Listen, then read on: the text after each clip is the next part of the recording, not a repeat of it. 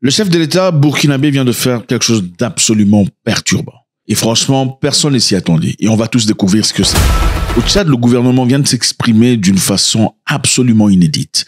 Et ceci va certainement vous perturber.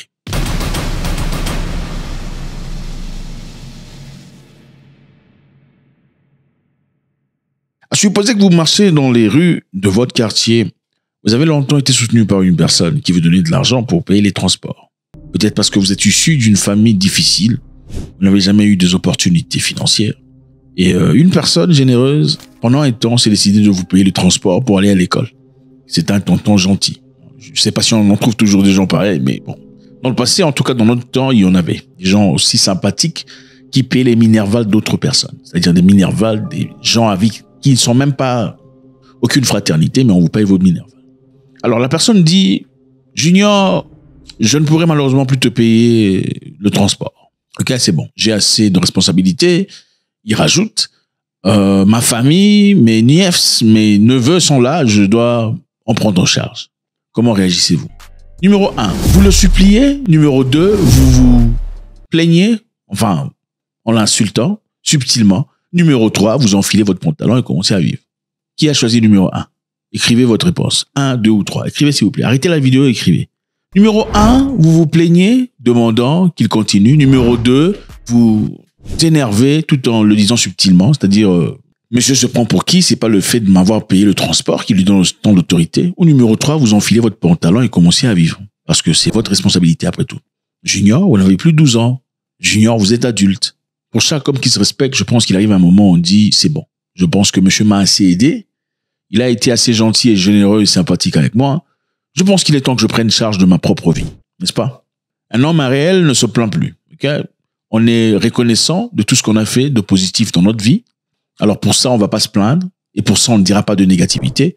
J'ai toujours été partisan de fermer sa bouche quand vous faites face à une personne qui vous a déjà aidé dans le passé. Même si vous faites de mal, vous fermez votre bouche. Parce que cette personne vous a peut-être nourri. Ou il a payé votre loyer. Vous fermez votre bouche, vous dites rien. À moins qu'il ne touche votre mère ou votre fille, ou voilà. Ou dites quelque chose de direct à leur regard, là peut-être. Mais si ce sont pour des bêtises qui n'ont aucune importance, une personne qui vous a aidé dans le passé, vous fermez votre bouche. Vous dites pas, ah non, c'est pas parce que tu m'as aidé dans le passé que tu peux... Non.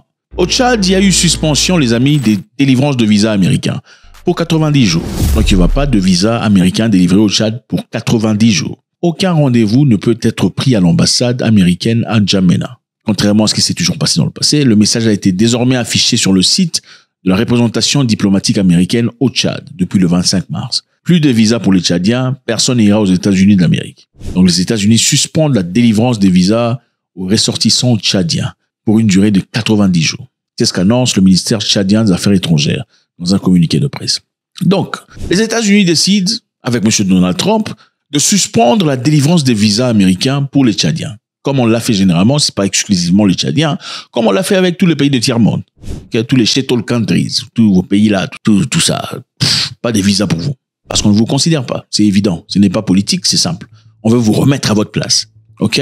Alors, qu'est-ce qui s'est passé ensuite? Dans une communiqué officielle, Ibrahim Adam Mahamat, porte-parole du ministère tchadien des Affaires étrangères, dit regretter cette décision et affirme sa volonté de collaborer avec les autorités américaines pour clarifier les raisons de cette suspension afin qu'elle soit levée rapidement.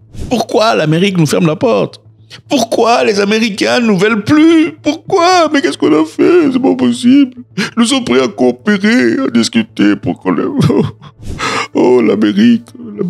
La dernière fois où les États-Unis d'Amérique a dit, écoutez, vous nous fermez votre porte, vous ne voulez pas que nous fassions du business avec vous ou que nous voyagions chez vous, alors nous sommes prêts à coopérer, à discuter pour que ces sanctions et ces suspensions soient levées.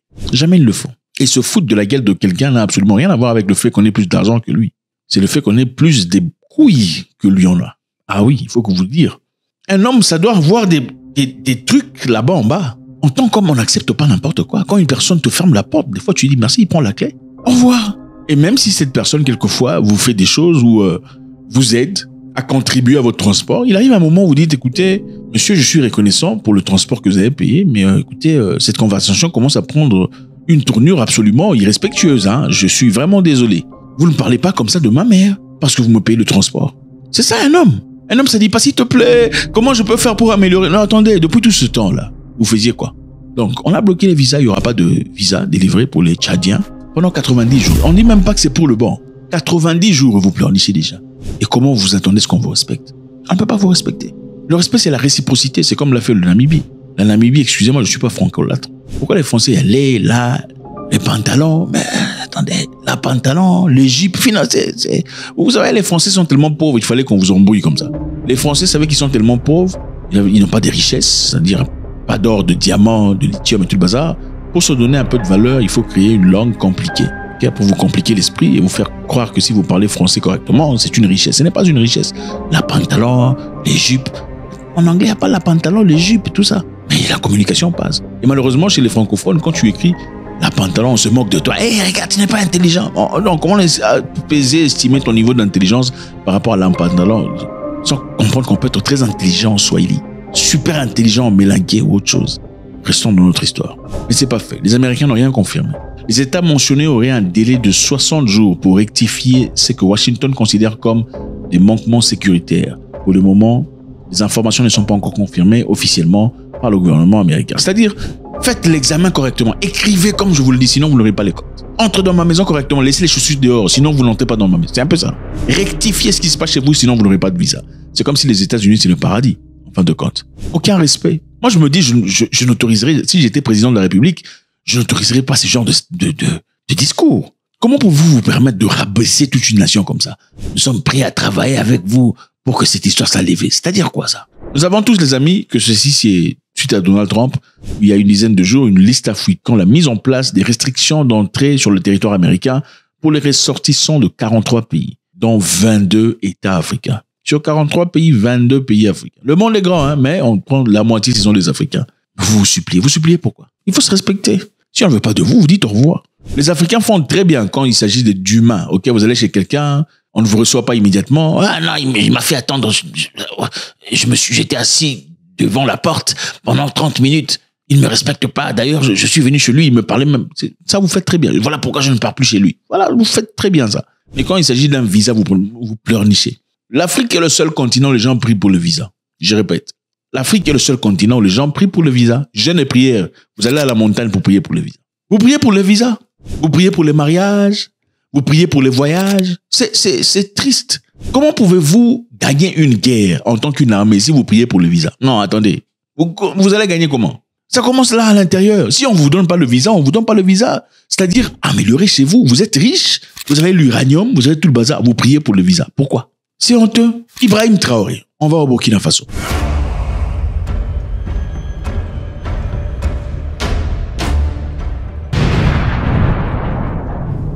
Le chef de l'État burkinabé, le capitaine Ibrahim Traoré, a décliné l'offre de l'Arabie Saoudite de construire 200 mosquées dans le pays. Voilà, selon certains rapports qui doivent encore être confirmés, M. Traoré aurait refusé cette offre de l'Arabie Saoudite. On dit bravo ou quoi? Bravo. Vous savez, moi je suis désolé de vous dire, ça va vous déranger. L'homme ne prie pas tout le temps. Excusez-moi. Il y a un temps pour tout dans la vie. L'homme ne prie pas tout le temps. L'homme ne peut pas prier matin, midi, soir, janvier, février. Non. Dieu a déjà écouté. Il n'a pas besoin que tu répètes 77 fois ce que tu as déjà dit le matin. Il sait déjà. Pour ceux qui sont chrétiens, je sais que c'est différent pour les autres. Dans la Bible, c'est écrit dans la Bible est précis. Ils disent prier sans cesse, n'est-ce pas? Mais la même Bible dit aussi, il y a un temps pour tout. Je ne veux pas entrer dans le Coran et dans autre chose parce que on sait de quoi il s'agit. Quand vous vous noyez un peu trop dans quoi que ce soit, vous vous perdez. Je suis désolé de vous dire ça, va vous gêner, je m'en fous. Mais je dois vous dire la vérité. Monsieur Ibrahim Traoré a dit, je ne veux pas 200 mosquées. Ce n'est pas important. Merci de votre gentillesse, mais on n'en veut pas. Ok? Qu'est-ce qu'on veut? Il a exhorté le royaume à plutôt investir dans des projets d'infrastructures essentielles qui bénéficieront directement au peuple burkinabé, tels que des écoles, des hôpitaux, des entreprises créatrices d'emplois. Bravo, monsieur Traoré. C'est ça. Priez sans cesse, mais il y a un temps pour tout. Excusez-moi. Il n'y a aucun pays sur Terre qui s'est développé seulement dans la prière. Ça, ce sont les gens de conversation que vous haïssez, vous les Noirs. Il faut vous dire des vérités comme ça. C'est un envoyé du diable. Comment tu peux... Oui, c'est ça. Les diables. Toi, tu as déjà vu le diable? Non, toi, tu as déjà vu le diable. Oh, c'est les diables. Le diable, c'est vous. Mais le diable, c'est vous parce que c'est vous qui haïssez. C'est vous qui jalousez. C'est vous qui êtes prêt à détruire. C'est quel diable? Non. Prenez le diable, mettez-le devant le parquet, on va voir. C'est trop facile d'accuser le diable. Oh non, ce n'était pas moi, c'était le diable. Non, c'était toi. C'est toi. C'est toi qui as violé. C'est toi qui as pris de force, c'est toi qui as calomnié, c'est toi, c'est vous qui détruisez vos propres frères. Qui a tué Lumumba? C'est le diable qui a tué Lumumba. Lumumba de la RDC, c'est une malédiction, voilà pourquoi vous voyez les Congolais en train de souffrir aujourd'hui. Comment vous avez tué? Lumumba était un envoyé de Dieu pour libérer ce peuple. Ils l'ont sacrifié. Et il y a un monsieur qui est permis de passer à la télévision disant, moi Lumumba, moi si c'était pour moi, j'allais couper l'oreille, je mange, je coupe le nez, je mange. Oui. Oh, et pourtant, je suis tellement content, pas mal, hein? Je suis tellement content. Pourquoi vous êtes content? Parce que Lumumba est mort? Oui, sûrement. C'est tout à fait comme je vous ai dit la fois passée, hein, de la télévision, que si cet homme n'est pas mort, alors là, on ne serait pas un peu sérieusement. Comme il est mort, je suis tellement content. Oui. Hein, vous me voyez rigoler même parce que je suis tellement content. Et ça vous embête pas qu'il était assassiné comme ça? Oui, sûrement, comme il est assassiné comme ça, si c'était dans mon avis. Si c'était vers moi, Emmanuel, je devrais même le manger. Hein? Si c'était chez moi, mais je devrais même la manger, comme qu'on mange les chikwang. Hein? Qu'est-ce que vous croyez qu'il faut faire avec les Lumumbistes? Avec les Lumumbistes, si dans mon avis, si on les arrête, on peut les envoyer. Si j'étais à la place du chef de l'État ou si j'étais une autorité, mais je devrais le foutre tous à Bakwanga, alors on devrait les couper les oreilles. Et aujourd'hui on coupe l'oreille, demain on coupe le bras, le lendemain on coupe les jambes, on les laisse comme ça, de fin jusqu'à dès qu'ils mourra. Alors on les prend, on les met comme les statues, les squelettes. Son prétendu frère. Voilà pourquoi je n'aime pas vos histoires de mon frère. Je ne suis pas votre frère. Dans ma famille, on a un nombre précis de gens où nous sommes sortis. Nombre précis. C'est eux mes frères. Le Lumumba, il faut le couper, il faut le manger. Quel diable? Vous parlez de quel diable? Le diable, c'est vous le diable. Qui a tué Sankara? C'est le diable qui a tué Sankara? Sankara était un envoyé de Dieu. C'est vous qui avez tué Sankara. Vous parlez de quel diable? Il faut laisser les diables tranquilles. Des fois, ils se marrent, ils disent, mais ces gens, ils sont malades. Moi, je suis ici en train de manger des cheeseburgers et ils pensent, oui, c'est ça. Ibrahim Traoré dit, gardez vos 200 mosquées, on a besoin d'investissement. Il a déclaré à Ouagadougou, dans la capitale, le mercredi 19 mars. Le président Traoré a souligné que le Burkina Faso dispose déjà de nombreuses mosquées, dont beaucoup sont sous-utilisées. Donc, merci, c'est gentil, mais pas maintenant. Il a insisté sur l'urgence de mettre les œuvres des initiatives de développement qui renforceraient l'autosuffisance du pays et accéléreraient le progrès dans le secteur clé. Évidemment, les amis, cette position reflète sa vision large pour le développement du pays. C'est important. Il faut prier, mais il faut travailler. D'accord? Les gens qui prient ne gagnent jamais la guerre. Je suis désolé, parce qu'en fin de compte, quand vous mettez devant la guerre, vous ne savez pas comment tuer. Je répète, les gens qui prient, comme les Congolais qui prient. Quand la guerre commence, ils commencent à fuir. Oh, c'est l'armée qui doit combattre. Comment un pays de 100 millions d'habitants, tout le monde a peur. 100 millions d'habitants, vous avez peur. Vous avez peur comment? Vous savez pourquoi? Lundi prière, mardi prière, mercredi conseil, jeudi prière, vendredi prière, samedi conseil, c'est ça. Il y a un temps pour tout. Il y a un temps pour prier, il y a un temps à apprendre comment tuer. Il y a un temps pour prier et il y a un temps d'apprendre comment tuer. Pour tous les gens que vous suivez, regardez dans vos livres spirituels, ils ont presque tous tué. Si pas presque tous, parmi eux, il y a ceux qui ont prié et ont tué. Parce que ça fait partie du cycle de la vie. Il doit y avoir des lions, il doit aussi y avoir des antilopes. C'est ça la vie. C'est Dieu qui a créé les lions, il a aussi créé les antilopes. Pourquoi Dieu a créé les lions pour qu'ils mangent les antilopes?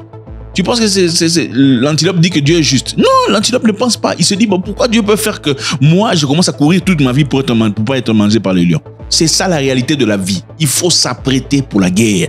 Qui veut la paix prépare la guerre. Ne nous donnez pas des mosquées, on a besoin d'infrastructures. On a besoin des collèges, besoin des hôpitaux, besoin de construction, besoin d'avancement. C'est ça.